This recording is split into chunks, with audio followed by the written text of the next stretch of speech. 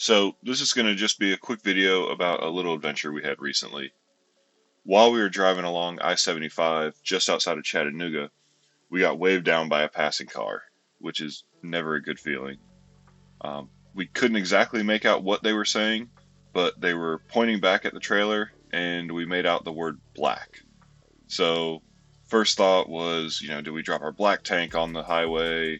But we hadn't heard anything or felt anything, that we ran over, and I hadn't noticed any cars swerving around behind us. Thankfully there was an exit coming up, so we slowed down, got over, and took that exit.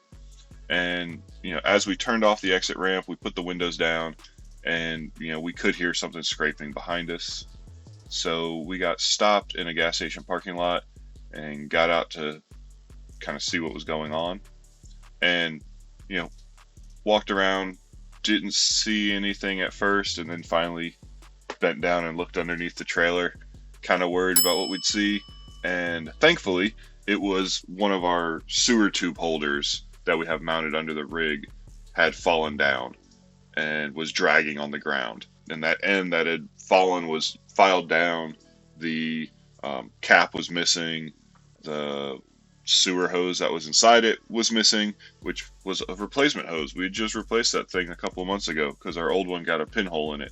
As far as things fall off the trailer, it's not the worst. We were able to pull it off because it was only held on by one of the 4 screws was still there. So we pulled that off. The gas station attendant was kind enough to let us use their dumpster to throw what was left of the tube away, and then we could finish up our drive into Chattanooga. And once we got to the campsite, thankfully there was a Camping World about 15 minutes from where we were staying, and of course they had the sewer hose we needed, but they also had the sewer hose carrier. Now we just had to figure out a way to attach it so we didn't have to worry about it coming down again. So we run 2 of the sewer tube holders under our rig, one to hold our main sewer hose, and then the other one to hold our extension plus a black tank wand that we use for deep cleanings on the tank. And we've had issues with this one tube kind of from the get-go. Screws loosening up, screws falling out. I've had to replace them multiple times. I've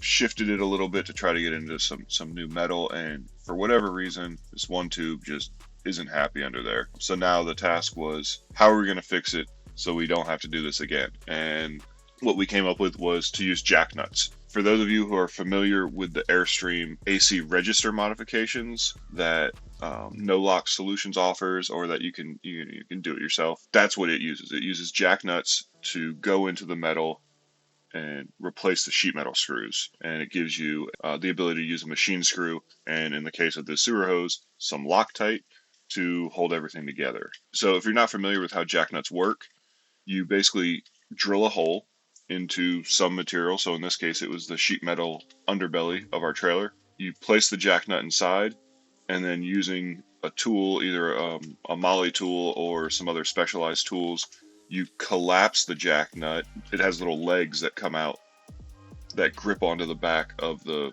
material and hold it in place, so that you have a better working surface, and you have now a threaded insert to screw into and give you a nice sturdy base to work from. And so that's what we did here, and this thing is not going to go anywhere.